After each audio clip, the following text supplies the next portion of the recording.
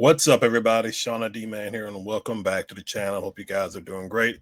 Hope you guys are, I would say having a good weekend, but there is a lot to get to and to go over. As earlier today, Auburn head coach Hugh Freeze has been let go by the university. John Cohen pulled the trigger, which you were wondering when it was going to happen. Now, obviously, Auburn played Kentucky last night in Jordan-Hare Stadium.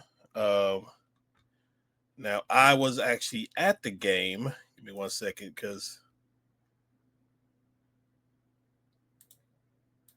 so I was actually at the game, and so which is why you didn't get a typical review from me, like you normally would after the games. But I was there, very much. The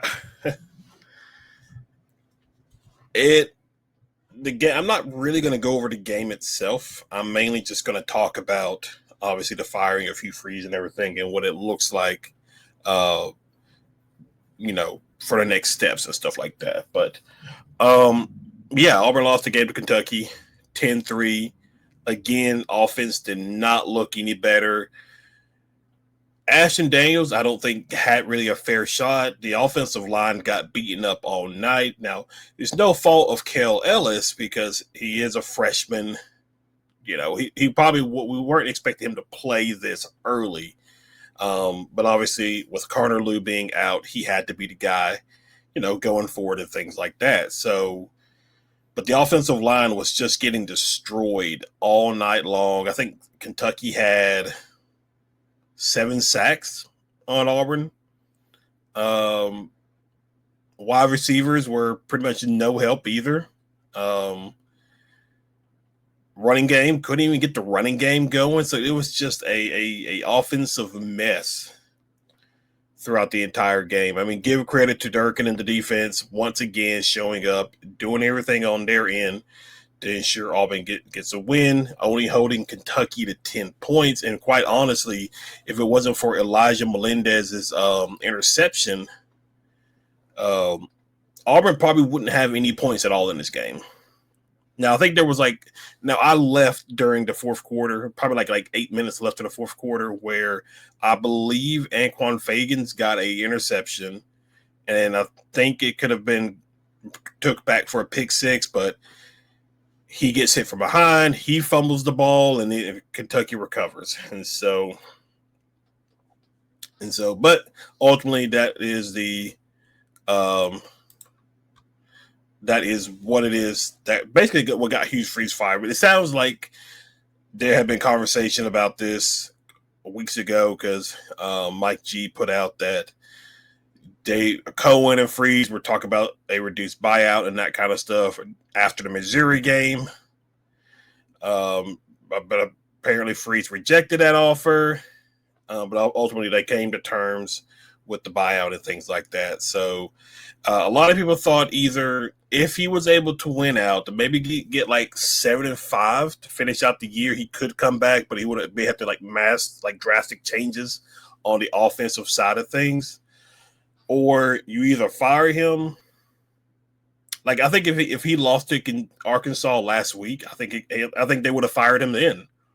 Auburn just happened to win that game, but even though Auburn won the game, I don't think it was enough, probably in John Cohen's mind, to satisfy what he needed to see from Auburn. And then obviously the debacle of the Kentucky game happened, and all she wrote, pretty much. And so I thought, if it was going to happen, they would have waited till after this game, during the bye week, name Dirk in the interim, give the team 2 weeks to prepare and stuff to finish out the rest of the season, because they do travel and play Vanderbilt on Saturday. Then obviously they got Mercer at home and then Alabama at home to wrap up the season. So there's a lot of questions going on right now in regards to the football program. Obviously, Hugh Freeze is out. Durkin is interim head coach. And you're probably going to hear like a lot of the beat writers and stuff like that start bringing up things that were, kept quiet during the past 3 years of Hugh Freeze and everything. Nothing like scandalous, nothing like that, but just stuff about like how he was never present for like offensive staff meetings, that kind of stuff.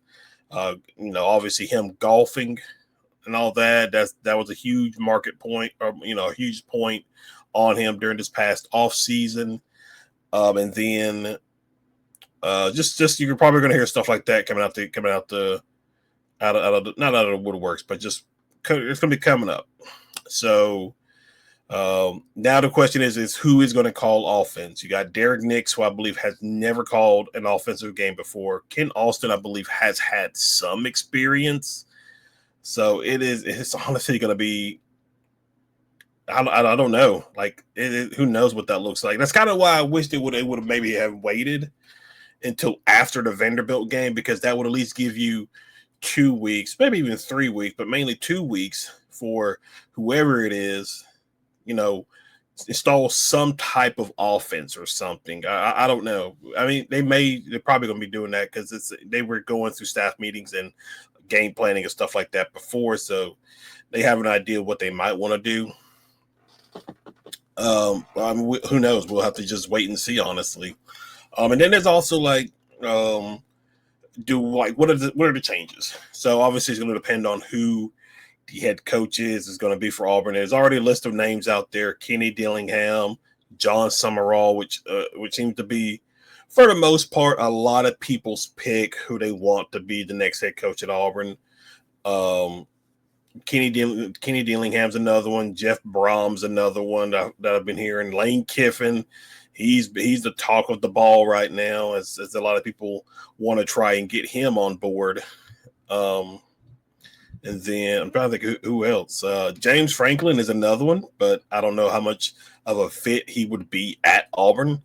So I'm not really sure. So there are names out there, but you definitely, for sure, you are going to definitely see changes. Now, whether they keep Durkin or not, that's a question. I know a lot of people, if they hire somebody like Summerall or whoever, they hope they can keep Durkin. But again, it is going to be that coach's decision on whether or not he wants to bring somebody else in, and it is what it is. You just that is just the nature of it. But I will hope whoever it is a smart enough coach to know that what Durkin has done these past 2 years on defense, and you might not find somebody better than him.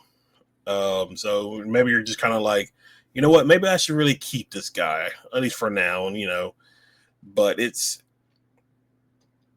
but yeah, I definitely do think I was wondering if because Arkansas did this where Bobby Petrino got, he got the interim tag and he kind of like fired Travis Williams and a few other people. I was curious on if we were going to see that. Like, Jake Thornton has pretty much been, he's a good recruiter, but like offensive line wise, like pass protection has been atrocious all year long. Now they are better at run blocking, but pass protection has just been abysmal all season long. And we heard a lot of it in fall camp too. It's just like the offensive line, they're good at running the ball or run blocking, but we struggle in pass protection and stuff like that.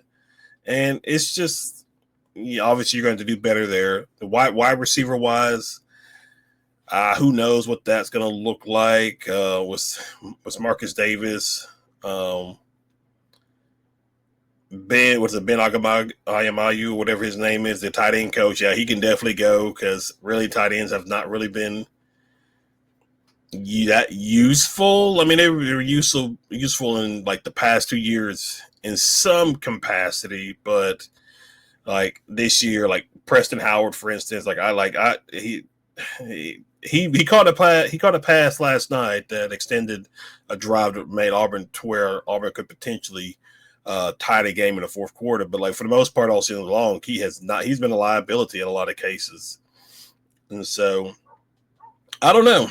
It is going to be interesting, but Fans were booing. You had people yelling fire Hugh and everything. And at that point, you have to pull the trigger. You had to pull the trigger because you were already starting to lose the fan base for the most part, because the fan base has they have dealt with a lot over these past couple of years. Towards the end of the Gus Malzahn era, the Brian Harsin era, the Hugh Freeze era, to be quite honest, Auburn has not really been relevant in quite some time. And it is what it is, and you're gonna have to fix that. Now, hopefully, whoever the coach is, they can come in, try to retain most of the roster and that kind of thing. But obviously, it is a transfer. Now, I'm sure a lot of these guys don't want to leave Auburn, but if they have to leave, then they have to leave. Then you just have to deal with that. So I mean, we'll see. We got several weeks before we got about a month before we figure out what's going to happen with Auburn. Now, the most interesting is about the transfer portal is the portal doesn't open until a new coach is hired. So that is a little bit of a beneficial, because you don't have to worry about, like, as soon as the season ends, guys are hitting the portal. They have to wait till a brand new coach is hired, probably just to give the coach the ability to, like, talk to the players themselves and see who he wants to keep and things like that. But I mean, we will definitely have to see how things shape out, but you knew it was coming. You just didn't know when. And it's just one of those crazy, like, what if situations, because what if Auburn doesn't get screwed in the Oklahoma and Georgia game when it comes to, like, touchdowns and stuff like that? What if they didn't get screwed?